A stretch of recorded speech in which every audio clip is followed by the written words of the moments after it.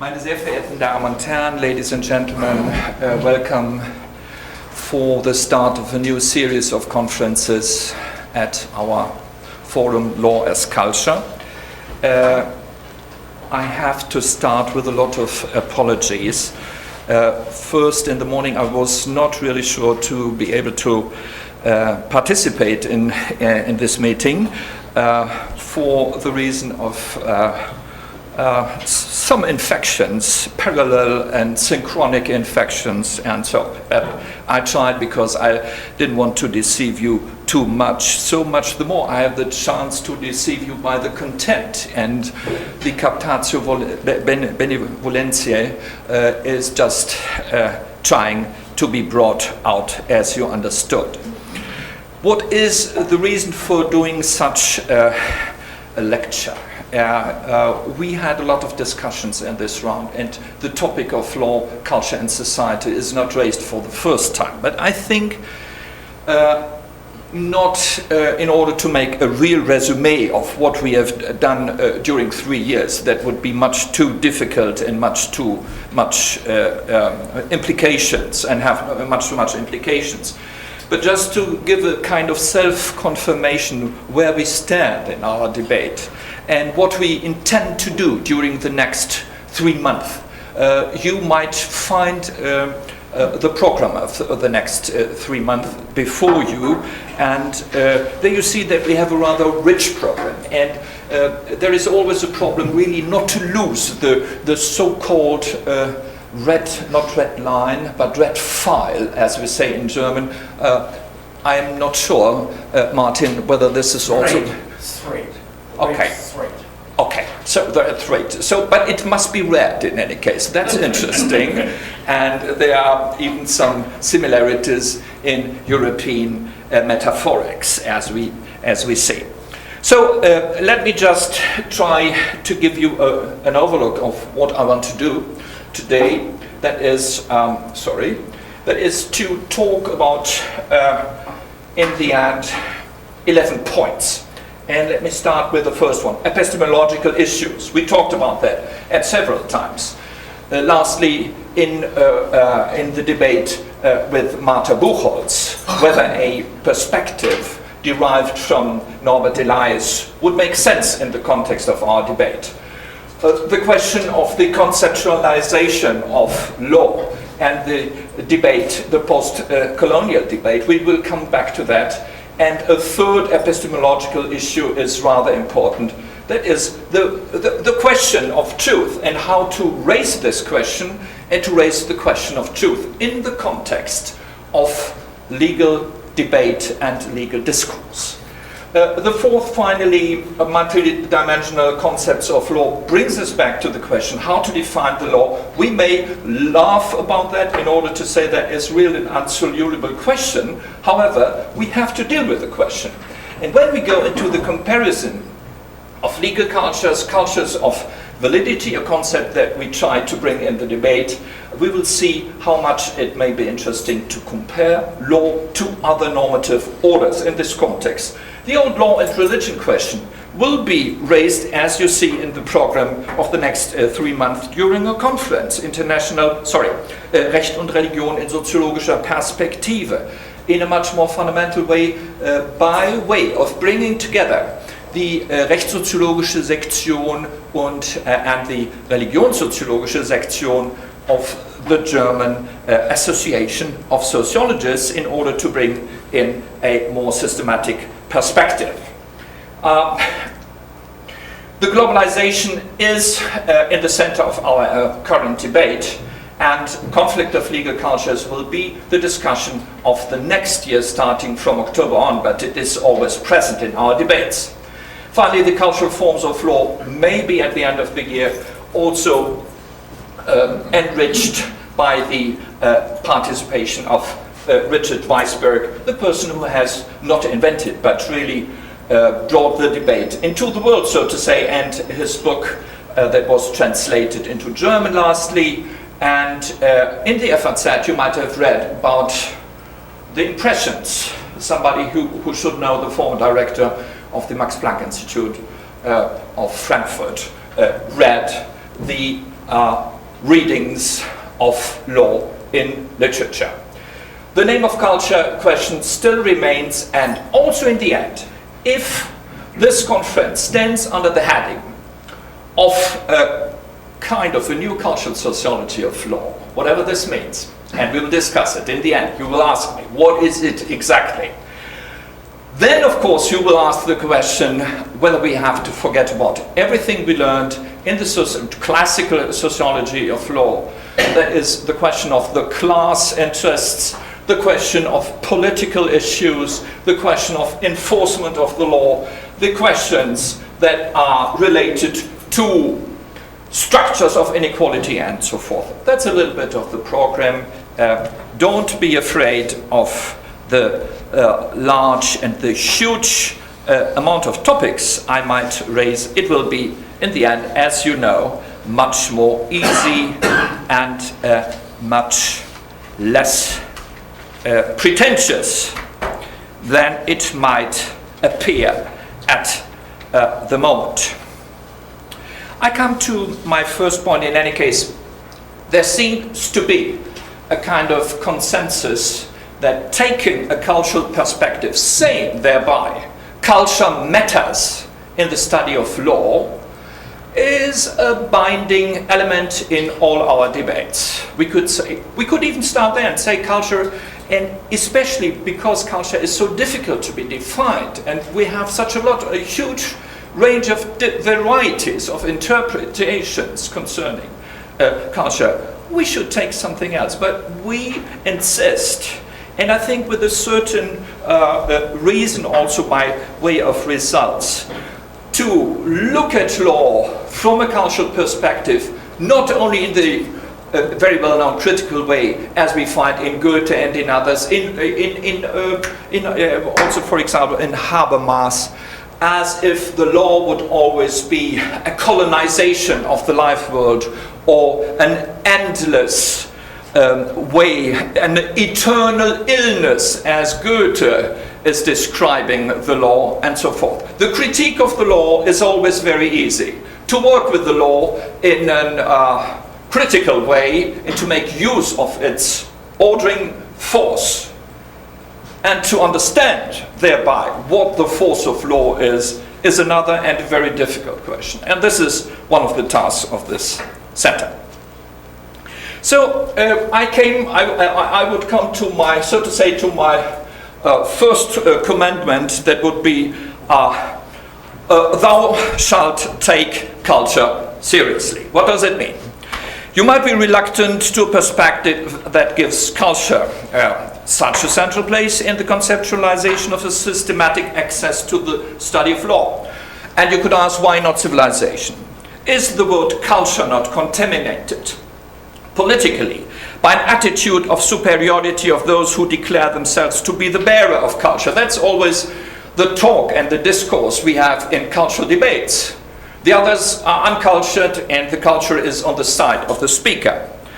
In the television, for example, we can, in India, there were a lot of debates I lastly saw to observe such a discussion, for example, on a religious channel, how really ambiguous the concept of culture was in this context. And especially in the German context, culture has also this connotation of some horrible experiences. On the other hand, the distinction between culture and civilization, so cherished by Norbert Elias and discussed during our last debate, transfers the characteristic of civility to the French tradition of the court society, the centralization of power at Versailles, and the civilization of collective feelings to the role of manners. And not to the role of law, at least in the writings as we know them from by Norbert Elias. Martha Buchholz will give us another, and she gave us another interpretation. And lastly, I found a kind of proof of that, how much it could be possible. You know, the philosophers know the Green Bibles. The Green Bibles in this case has been written by Fichte. I quote from his Rechtslehre. Der gewöhnliche Gang der Menschen aber ist, dass sie erst durch Legalität zur Sittlichkeit kommen, die Wildheit erst gezähmt, die Zügellosigkeit gebrochen werden muss, also ihr Wille muss erst durch das Gesetz gezähmt werden. That's the semantics of Norbert Elias. Would you agree or not? Sure. Perfectly. It is page 125 of the Rechtslehre. I think it's a wonderful quotation. While this is certainly an interesting perspective, I insist on a broader concept, as we discussed at different occasions, of culture, including the high and lower levels in society, but primarily referring to a value connotation that brings culture out of a politically and morally contaminated context. So culture matters, I would say.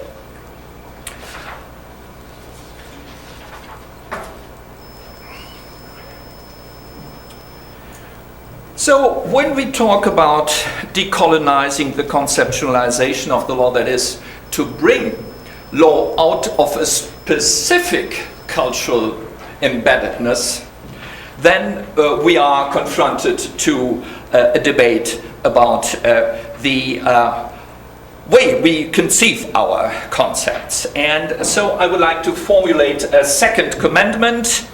Instead of looking at the law as a system of rationalized norms and rules, a more complex conception of the sphere of law must bring to light the role of symbols and representations of the right and the wrong, the just and the unjust, the way to confirm, to invent, reinvent, and revolutionize the law by rituals, and to affirm their Geltung, validity, by a variety of organizational structures embedded in civilizational traditions, to bring in civilization as well. This means to decolonize the concept of law from its rationalistic presuppositions. And then, of course, we are in all the difficult debates with regard to post-colonial and post-developmental debates and thought. The colonial question is seemingly one of the most difficult ones. As post-colonialists from the West, there are some in the West, I would say that Martin Olbrow and some in this room might be part of this invisible community. I would like to be also to be part of this. We are suspected of over-adapting to expectations of the real post-colonialists, affecting our credibility based on non-experience and the goodwill attitude of the, das kann man eigentlich nur im Deutschen sagen, the Weltverbesserer, the do-gooder. Coming from a real post-colonial background like Upendra Bakshi, Gayatri Chakravorty Spivak and others, one is under a different, merely intellectual suspicion to ask for the new categories of post-colonial thought without ever being able to present them. Then we are asking them, please show them. We want to see them. We want to really work with them.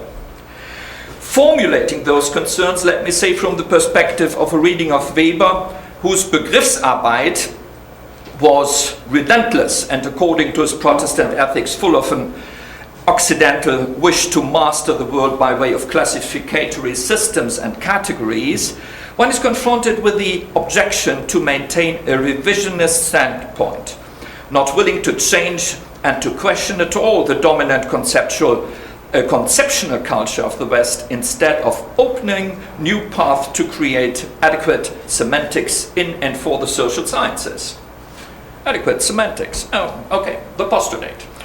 Turning then to the viewpoint of an Esperanto for the social sciences, I mentioned this once before, where for certain family structure the Japanese terminology would be used, the EA, and I'm very glad to see that our fellow from Japan, Professor Masahiro Noguchi, is with us, and welcome to our center. And if I mention the EA, I have just make the relation to your work and to your presence. We could mention also the asabiya as a concept for the Islamic world that may be transported into the intellectual discourse and may even be universalized in a specific sense. Soziales Handeln for social activism, one delegates the cognitive problem to the linguistic capital we dispose of, and there all of us are limited, even those who are very talented, as some in this room really dispose of such a lot of languages that most of us in the West do not master at all. The way our Center for Advanced Study tries to handle the many traps you may fall in is not logically consistent or theoretically derived enterprise. I think it remains a fundamental question, but we have not the systematic and forever answer to that. To avoid Eurocentrism, one has to follow the circuit of ideas around the globe, starting from where you just come to travel with your baggage of concepts to the south and look for dialogue where your position may be questioned, and then to continue your trip by surfing in the internet and playing with distinctions like Gemeinschaft and Gesellschaft in different cultural contexts and lingual settings. Let me give you an example, a very fresh one. In a hotel foyer in Tunis several days ago, I met with people from Mali and Burkina Faso, both in charge of controlling public finances. In the debate, we discussed how much accountability of people in public office is part of the Rechtsstaat, the rule of law. In countries endangered by the vice of corruption, there is a discussion that a kind of Beweislastumkehr, reversal of the burden of proof, leads to the necessity that inhabitants of public power have to prove why they are not wasting public money, the other way around. So why should we complain if we are asked to make our finances transparent? And there is a great debate in Europe still at the moment, and so this may also be a way how ideas about accountability, rule of law, Rechtsstaat, and so forth, circulating around the world, may sometimes come back to our country. Techniques of Verfremdung in the sense of Recht, by way of changing the medium in order to get a better message, from science to art, from film to philosophy, from theology to religion, is another way of proceeding. And you know how much we cherish this way. And especially in order to come to a common Lerngemeinschaft, a community of learning and mutual correction that is absolutely needed in this kind of debate. But to make it a little bit more concrete, and also to show that I do continue to read, this time it is Bruno Latour, La Fabrique du Droit. I have done it before. I would like to make 3 quotations with regard to this question. Did you ever read this book? You should do it. It's not translated into German for the moment, as far as I see. Not translated, but one should do it one day. You know Bruno Latour?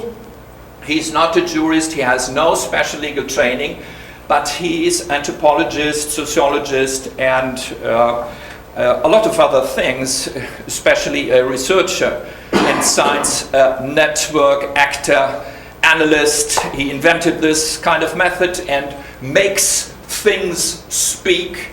He talked about the parliament of things, and a lot of us were shocked by the idea that not only persons and politicians would be part of parliaments, but that also the fishes and the trees and whatever might have a place in this kind of world parliament. A crazy idea. For deep ecologists, it was never a crazy idea.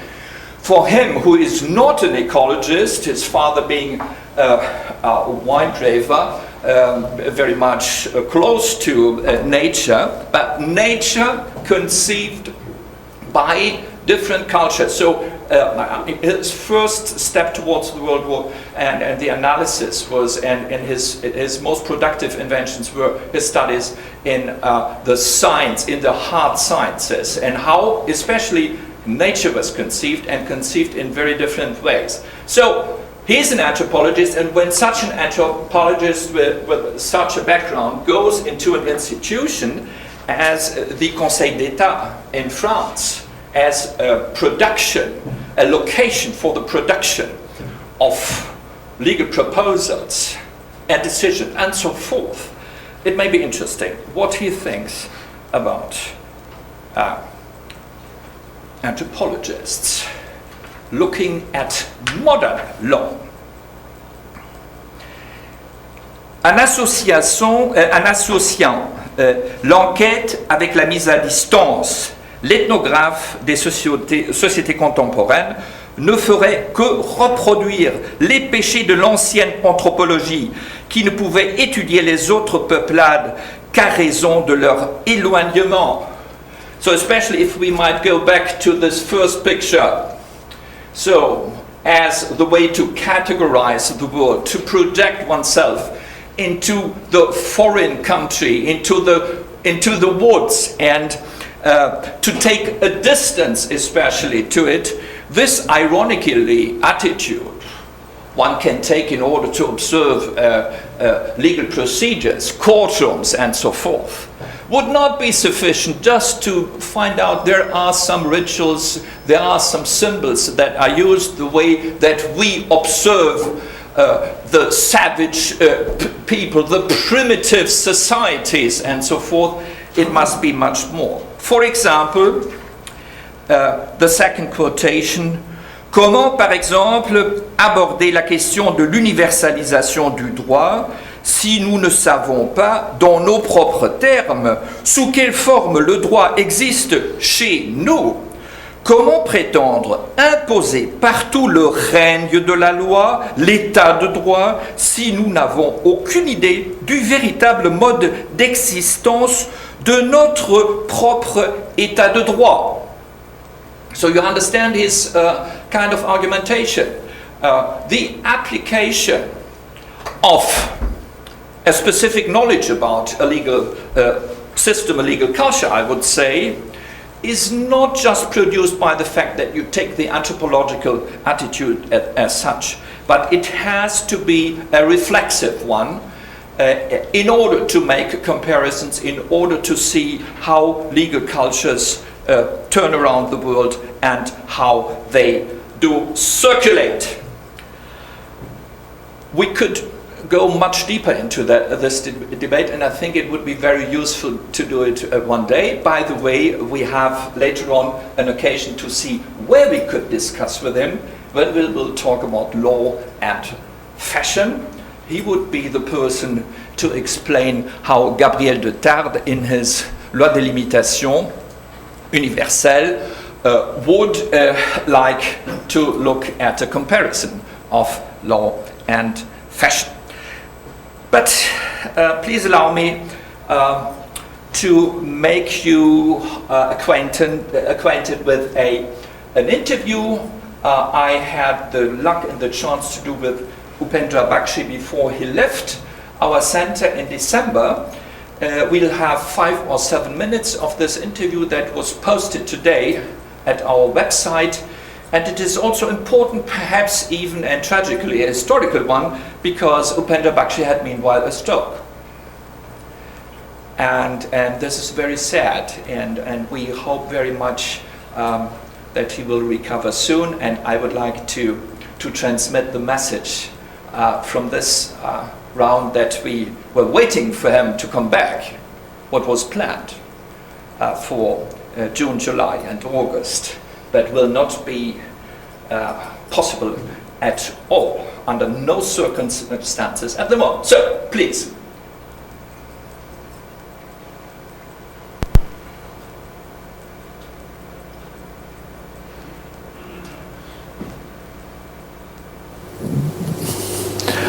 When you think from where you started your analysis, from India to the United States, an experience on a campus, then going to Sydney to be with indigenous people and they are also to invent their rights, not only to land, but perhaps also the cultural rights. We didn't talk about that. That's also an important point, I would say, where a lot of discussion would be needed to do that. Then one gets the impression that going out of the Occidental world, but remaining in touch with a certain Kelsen, perhaps sometimes in a critical way with a certain Weber, particular Gephart, or special Gephart, or Durkheim Dada, as you say. We are in the Durkheim Salon here. So there seems to be really a very rich exchange. However, some of the post-colonialists and post-developmentalists are taking a radical attitude. Nothing against radical attitudes, but in this case, where the Occidental thought is really thought to have come to its end, and there is no reason to. So I would be a little bit interested in that. You, of course, you are going beyond, and the question of how to go beyond is an important one for you. What would you say today? What could we learn from post-colonial thinking in Germany, in Europe, with regard to legal questions, fundamental questions we have at the moment in this country? And perhaps is there also something that post-colonial, post-developmentalist thought could learn from those old European theorists? No, I certainly think, and this is my firm conviction, that we should take knowledge from all directions. There's a great verse, we call it Sloka from Rigveda. Let knowledge come to me from all directions. I would agree. You know, yes, so it is course. not. But I'm very grateful. But then, what kind of knowledge? Whose knowledge? You know, there's a contemporary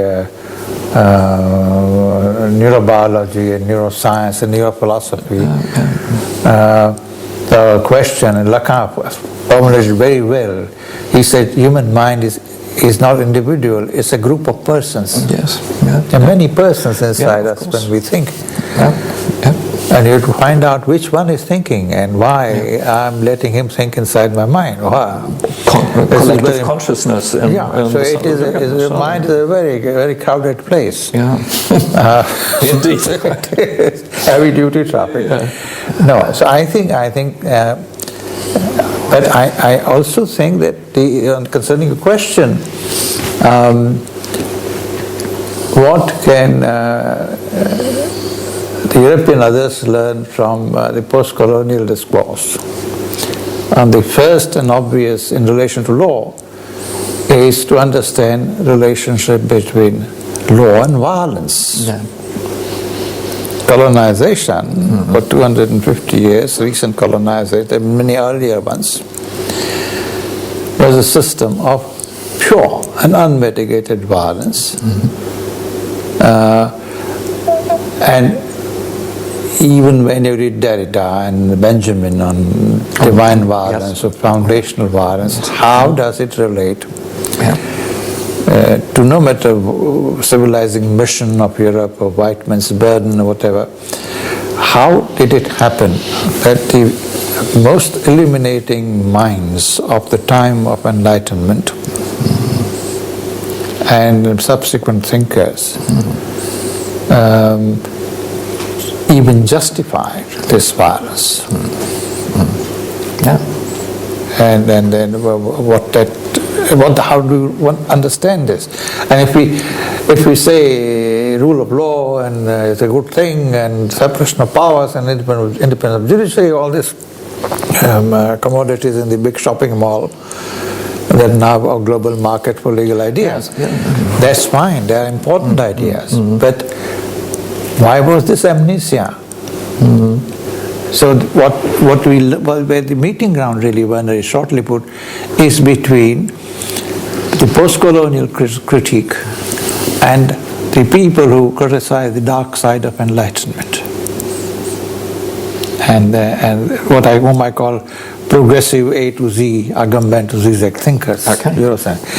And that's where the meeting ground comes. Yeah. Mm-hmm. Secondly, I think post-colonial studies at least encourage the European others to take the non-European other thinkers seriously and give them dignity of discourse. Yeah. Like Ambedkar. That's helpful. Yes, of It course. doesn't happen. This institute is a great refreshing change because of your personal outlook and commitment Thank you very to much. broaden the frame, but it doesn't normally happen.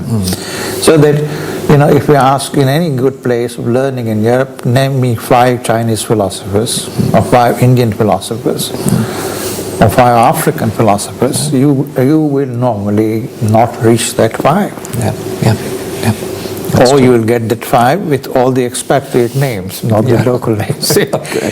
So I think there is a problem. This asymmetry and the notion that everything is mimesis.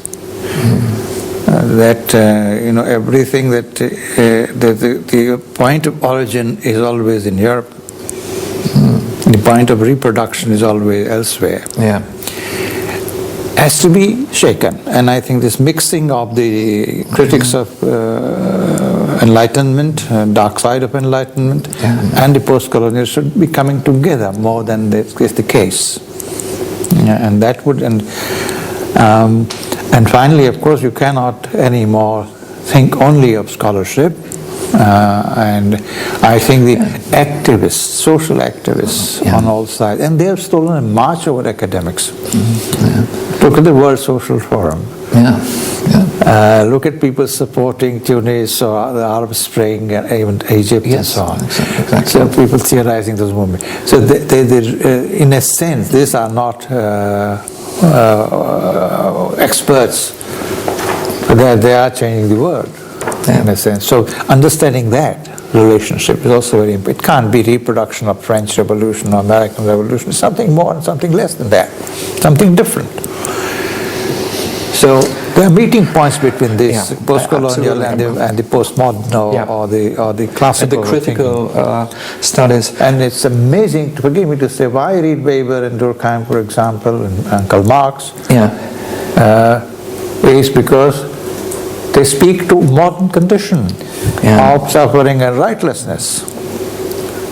And that's the point about classic, as Robert Merton said, the classic is something that has a meaning for every generation.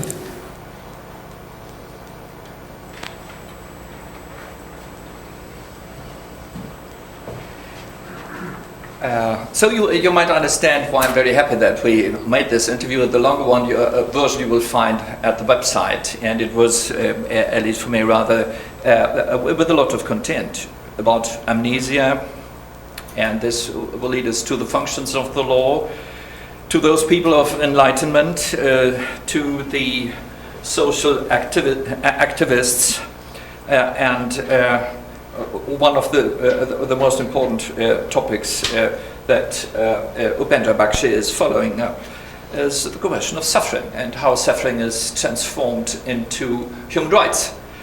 So perhaps no systematic and theoretically forever valid answer to the question what the post-colonial thought has to be, but I think to bring in especially the topic of violence, and not only in the constitutive way, as he said in the beginning, as Benjamin made the analysis in order to look at what is the foundation of the law. We have a lot of analysis going in this direction.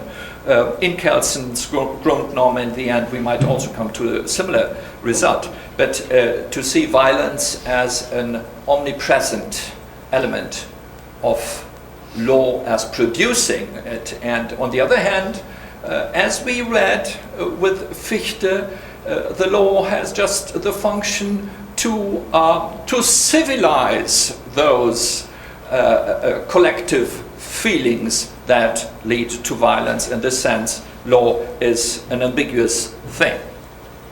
So, as all this becomes much too difficult, perhaps only philosophy is the most easy thing we treat in this round, and the philosopher is looking very critically at me. Now, the truth question, of course, is so difficult that one should really get rid of it. But in this context, it's not possible because any trial, any procedure before the courts or before a tribunal has to do with the discovery of truth. In the philosophical discourse, the question of truth is one of the most difficult ones. Interestingly enough, the search for truth is described in metaphorical terms, and I would like to remind you that. This would be the occasion to refer to the investigation by José García González, who will come back this summer, about Metáforas del Poder. The Metáforas de la Justicia is described by Immanuel Kant in terms of a judiciary scene. And you might allow me to quote, "The critique of pure reason is regarded as a court." Man kann die Kritik der reinen Vernunft als den wahren Gerichtshof für alle Streitigkeiten derselben ansehen, also einer dieser People of Enlightenment, Kant, der auf das Recht Bezug nimmt und auf die Situation des Gerichtshofes, nämlich den Gerichtshof der Vernunft, wenn es darum geht, Wahrheit zu produzieren. Without such a judicially conceived institution, reason remains in the state of nature and is not able to formulate its propositions other than by means of war. Ich zitiere, die Kritik dagegen, welche alle Entscheidungen aus den Grundregeln ihrer eigenen Einsetzung hernimmt, deren Ansehen keiner bezweifeln kann, verschafft uns die Ruhe eines gesetzlichen Zustands, in welchem wir unsere Streitigkeit nicht anders führen sollen als durch Prozess. This means to carry out the quarrel in public. Everybody has the right to truth, the right to utter doubts, to discuss in public debate. Dies liegt schon in dem ursprünglichen Rechte der menschlichen Vernunft, welche keinen anderen Richter erkennt als selbst wiederum die allgemeine Menschenvernunft, worin ein jeder seine Stimme hat. The right to truth is an original right of the reason, recognizing no other judge than the universal reason, wherein everybody has his voice. This right to reason as a human right is so fundamental to Kant that it deserves no Verschmälerung. So ist ein solches Recht, um ihm diesen Status zu geben, in order to give it this status, extraordinary status, is holy. The right to truth is a holy right in Kant's writing. This is a fascinating part in Kant's reasoning, linking law, knowledge, and the sacred. I could go deeper into that, but I will leave it out. I see I'm running completely out of time. And please excuse me for that, and perhaps this time I will give you not allowance, not permission. I don't have the right to give those rights. Excuse me for no, but just to stop and say it's enough. It's enough. The coffee and the wine is waiting and so forth. But don't be afraid. I have the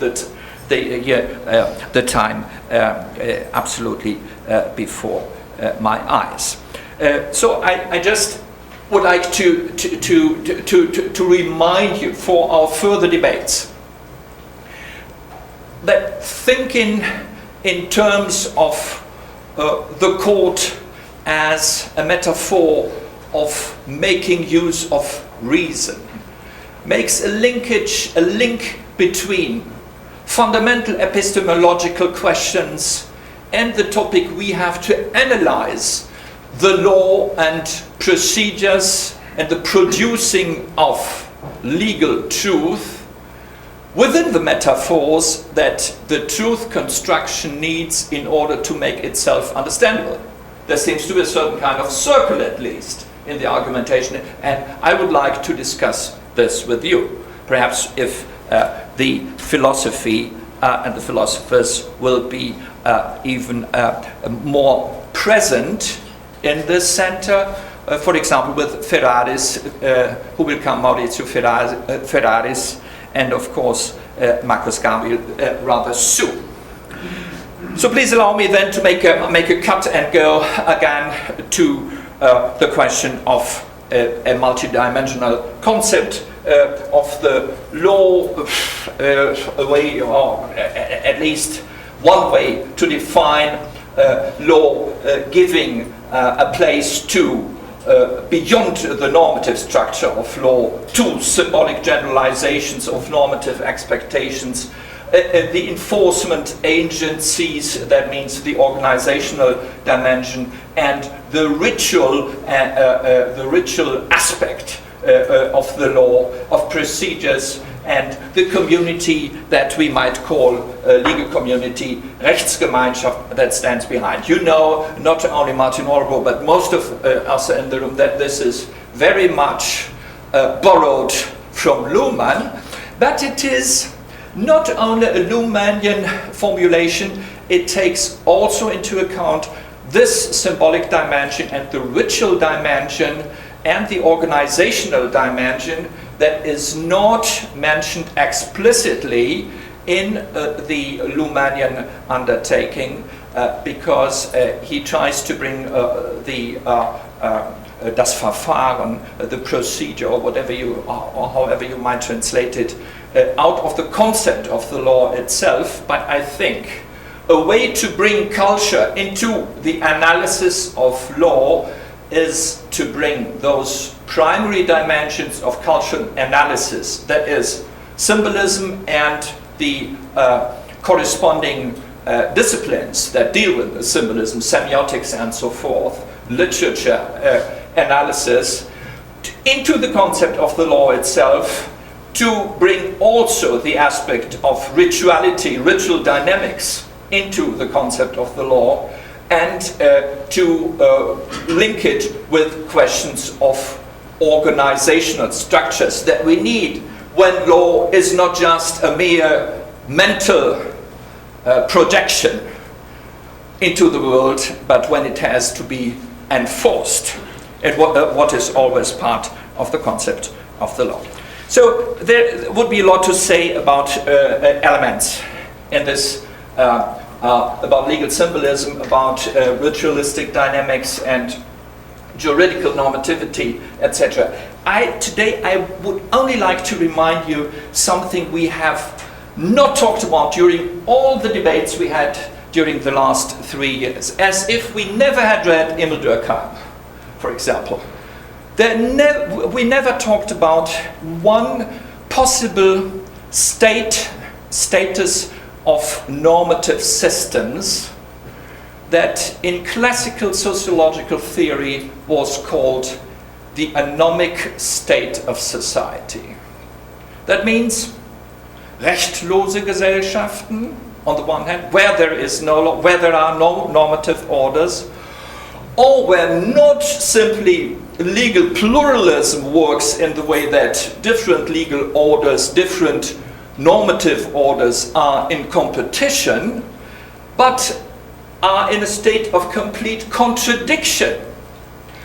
And a lack of normative clarity in content and form may lead to what Durkheim called anomic state of society.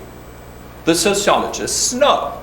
In the division of labor in society, he said that division of labor in society would not, or functional differentiation as we say, would not produce solidarity or integration if the arrangement of functional spheres would not be regulated. He's calling this the state of anomie.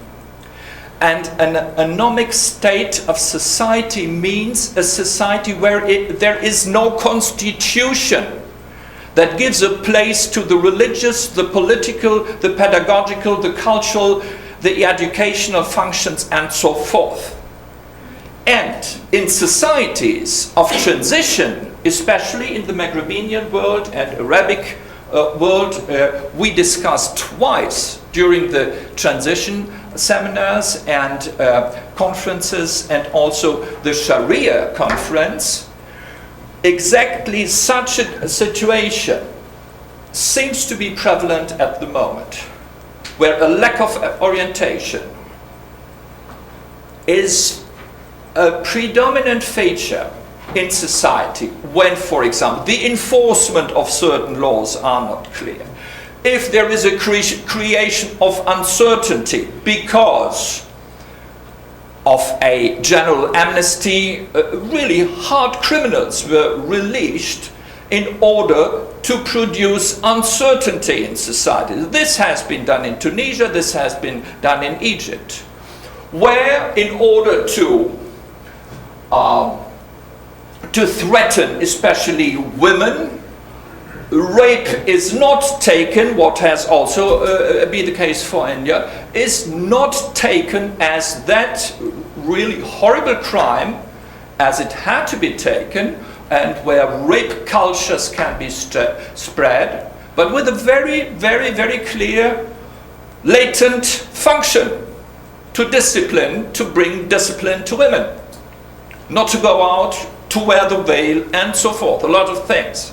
So, anomic states of societies, especially in phases of transition, we should compare it to the situation in South America, for example, after the authoritarian regimes. Waldman has done it in wonderful analysis, making use of the concept of Anomie of Durkheim's concepts, and the same could have been applied to some phases and some situations in post-socialist societies, I would say. So we didn't talk about that. This is part of an analysis of legal structures, of normativity and normative structures of society, and I just wanted to remind you and me and myself that we should not forget about this very fruitful concept in sociology, with a lot of possibilities to apply it to current events and structures and movements and dynamics of societies we are interested in, especially under the perspective to look at those societies from the perspective of what the normativities and normative orders produce or bring in to produce social order or social integration or something else. Okay? And this message, of course, as you might have understood, comes from a very vivid impression I got from a last trip last week to the Maghrebinian world. Comparing and interrelating legal cultures, I don't want to go to religious validity cultures and secular validity cultures. We could discuss this at another occasion. But we talked about that yesterday, the question of fashion, and I'm planning, and we're planning a conference about law and fashion at the center. We don't have defined when exactly, but I think it would be very interesting. On the one side, to see how fashion is embedded in a normative order, and normative orders define the range of possible fashions, and on the other side, in perhaps also a critical attitude to say that there may be legal fashions. And this I would like to discuss with Bruno Latour on the one hand, who is, as I said in the introduction with regard to Latour, who is a specialist in reading Todd, and on the other side with Peter Goodrich, who has done wonderful works about a cultural analysis of the law. So what is interesting, at least to my understanding, that fashion has to do with the validity question. We know the plural validity of vestimentary codes in modern societies, but we know also the illusion of eternal validity that is a sign, and that is even the characteristic of fashion as a social universal mode, not just linked to a vestimentary code as such. And law is working with another kind of illusion, also an illusion of eternal validity, through the nature to validity and contingency and so forth. We have different formulas, but it has also to do with an illusion. And if we look, for example, to other to manners, or what for religion makes its validity, then we see other forms of argumentation for the duration of validity. For example, the grounds of validity are also different. For fashion, it's clear. It is valid because it's so pretty, because this is how other people do it. It is the group affiliation aspect, and this leads to paradoxes of validity. For religion, the grounds of validity are different. They have to do with the legitimation through sacred origins and so forth. Just a debate I would like to continue in order to bring and to show that law is part of a larger normative, of a larger realm. And this realm of normativity contains not only religion and law, manners as we discussed them in comparison to law in the readings of Norbert Elias, but also fashion. And by the way, some of you know that at the end of the 19th century, this was no question for Rudolf von Jhering and others, that law had to be discussed in the same line as fashion, because the primary interest in how validity is produced is a rather similar problem, similar functional problem. How to do this and what it means for a transcultural and trans-civilizational perspective. I'm very interested to discuss this with you in the future. Again, and I remain within the same law and religion field, and I have to see how to find the end, because we have to go into the discussion. And if you're really too bored, please make me a sign. What we like to discuss with the batch now, I'm really bored. You have the right to say this. There will be no consequences, in the sense that you would never receive any kind of Coke at this center. So please feel completely free. But we made an interesting experiment 1 hour ago when I was trying to make this tabular with Mr. Winkelhaus, and we made an exchange of law and religion and came in a way to a same plausibility. And if you look at the functional sides of law and religion as one of the most the greatest challenges, how to relate the sphere and of law and the sphere of religion.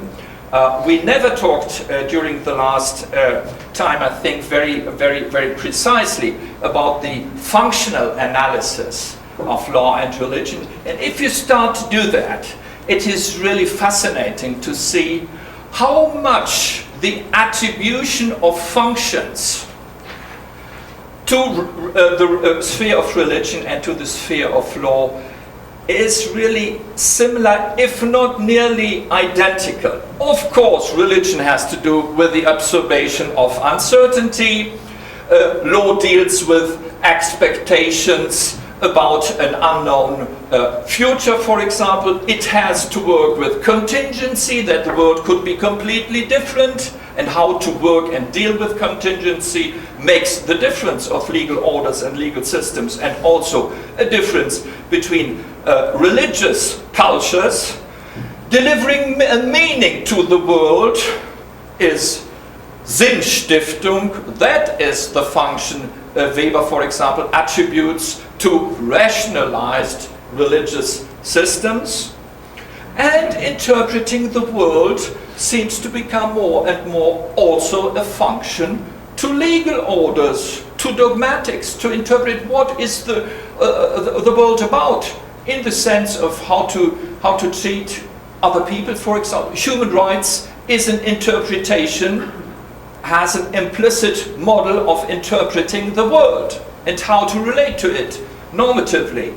And the collective identity function of religion that was behind the debate about the clash of civilizations and so forth. You may be critical, and more we try to deconstruct the opaque concept of collective identity. However, the question raised by religions, where do we come from, where do we go, who we are typical questions of identity. And some 10 years ago, Jamal Malik was part of a publication about law and about religion and identity at the Surkamp Verlag, and this was the central concept. Yes, we forgot about the collective identity production in religious orders and in religious systems, and they produce socially a lot of problems if they are understood as exclusive interpretations of the world. And then a debate that has come during the last 20 years, I would say, in religious studies, that religion has also to do with the past, not only in the sense of collective identity, but it has also to do with a way to memorize. A lot of rituals, not only in Judaic tradition, have just the very meaning of memorizing. It is a very central function fulfilled in religions. And if we look a little bit closer to some parts of modern legal orders, everything that's about tribunals, the ICC and so forth, it has not only to do just to find normative truth, but also to remember and to bring historical functions into the court. However, jurists would always say this has nothing to do with the inner logic of juristic argumentation and dogmatics. But nevertheless, it is part of the social event of a procedure that deals with, let me say, atrocities. In the atrocity tribunals, it has always to do also with remembering individual and collective fates. And if you see this list, two lists of functions, okay, I don't comment on that, just we did it an hour ago and brought it to a first act. So just for the debate we will have very soon about law and religion in the context of the sociological debate between the specialists in the analysis of law on the one side and the specialists about religion on the other side. The globalization discourse. This is a little bit too difficult for me in the 2 minutes that are left, but would you be so kind to have once again a look into the red paper, and there you see that our next big conference in 2 weeks will go around the topic of globality, and with the participation of all the Käte Hamburger Kollegs in Germany, where those who are interested, for example, in nature, world, society on the one hand, will meet with those who are interested in global democracy and those who are interested in the question how the fate and the destiny is defined in different cultures of the world. Most of those centers have a very clear relationship with this central topic that is so dominant in our debate of globalization and the consequences of globalization. And Martin Albro will be so kind to make the opening of this conference as a fellow of our center. And this will be done here at the Max-Weber Lecture Hall. Concerning the cultural forms of the law, I only would like to attract your attention to one important point, at least for me, and this was a rather new development.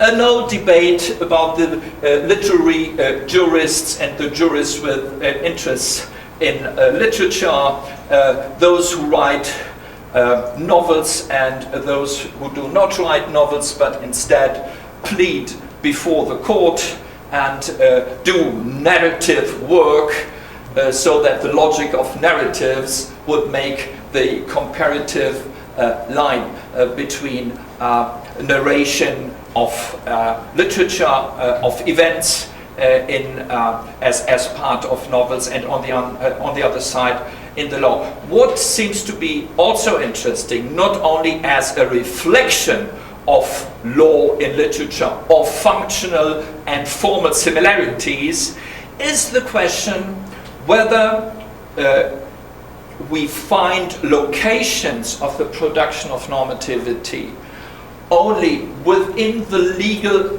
within the inner circle of the legal system, or if we can find it, for example, also in court TV shows where a specific kind of normative projects and normative propositions are done that come into the debate of what is right and what is wrong. One very short comment only on that question. I think that one of the dominant features of the center to ask for culture not only as a reference of legal system, as an embeddedness, as a contextualization by referring to cultures in a lot of senses, but also to look at the question whether culture becomes a specific and, in a way, a new source for the validity of law, goes beyond our experiences we might have with the cultural defense argumentation in penal procedures and in penal law, but where it becomes also part of the validity of contracts or the unvalidity of contracts, as in the Lil case, and so forth. There seems to be, and we could give examples, a lot of examples in constitutional and in public law, that goes so far that there are propositions to speak of cultural law as a specific field, at least in the American context.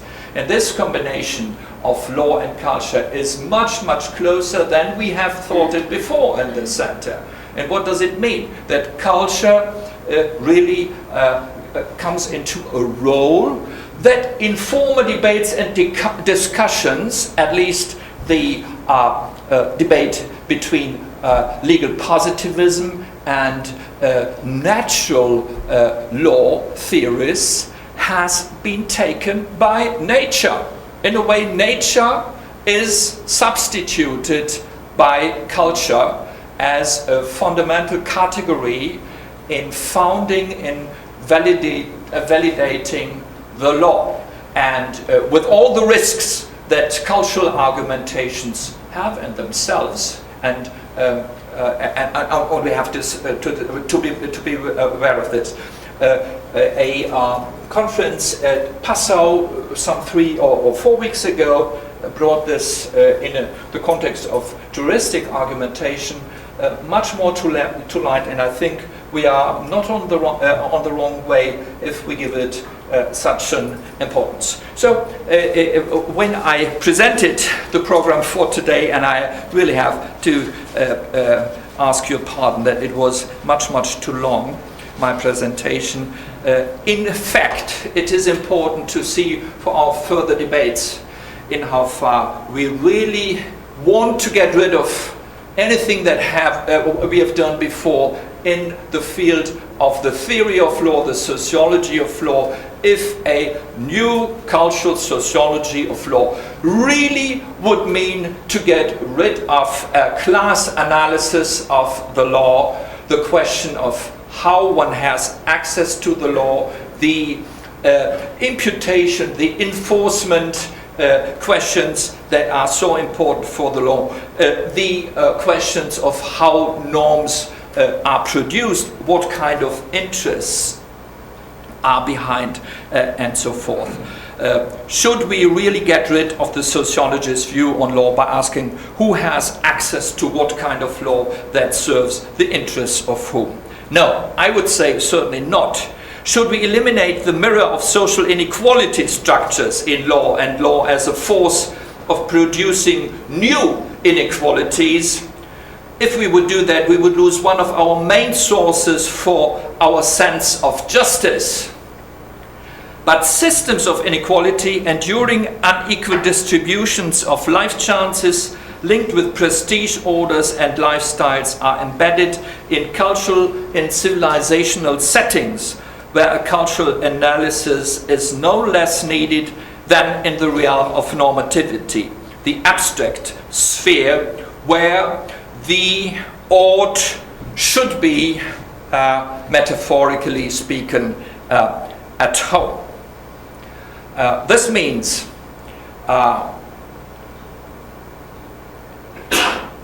those contexts, political, societal, community context, cultural context, and so forth, we were talking about, have also to be seen in the light of cultural analysis, and this changes the whole discussion. We would not fall into the traps of older discussions, but it would be another kind of analysis without just throwing away what has been proved as useful in the analysis of the law. So, if you ask me at the end, what is the difference between the old cultural sociology of law and what is new in the new cultural sociology of law? I must at least dare to say some words, not very much. For the old cultural sociology of law, normative orders, let me just take Weber and Durkheim, were interesting. Pluralism, as one can read in Weber, conflicts of normative orders, contradictions, systems to bring systematic orders into varying normative orders. To understand the role of symbols, the bearers of normative orders, to see what the role of rituals is, as Durkheim has done, all this is right. But in new tendencies of cultural theory that might change and formate a new cultural sociology of law, one has to bring in more, I would say, the representational side of legal symbolic systems. That means how justice is represented, to bring in images of law, representations of justice and injustice. I think that a new sociology, a cultural sociology of the law would also have to lay a stronger accent on the performance aspect of legal dynamics. I think this is very clear, and this has been done, but it is on a way. It has applied, to be applied to a wide range of a wider range of topics. I think that a new cultural sociology of law would also make more ado about the differences of interpretations without being completely lost in the interpretative paradigm. So Deutungsmacht, power of interpretation, as our theologist in this center always underlined, is an important aspect without becoming part of the interpretive paradigm as such, but it would be ridiculous not to take into account this aspect of the force of the law.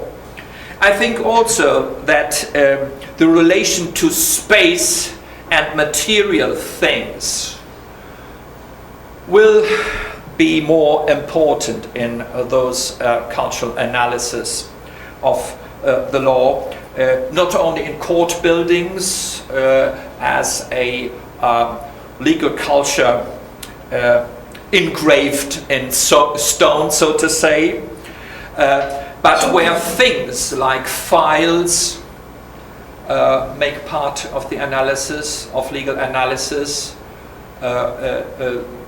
Cornelia Wissmann has done it in her studies. But with Weber in hand, one can interpret it as part of the Aktenförmigkeit der Verwaltung. There it becomes a cultural meaning, but it is laid down in material facts. And those material facts are also part of the realm of normativity. Space, the relation to space, if we think where legal cultures migrate, that they were related in the state society model to a specific surface of the earth, and that the validity was especially a territorial validity of legal orders. This kind of validity culture do not prevail, at least anymore. We have migrating legal cultures, and this has to do with the relationship to space, and I could continue. So what there is in mind is to revitalize an old cultural sociology of law to give place also to new perspectives. And this is the most diplomatic formula I could find this evening, and that's why I have to stop here. Thank you very much for your attention, and I'm looking forward to some discussions. Thank you very much for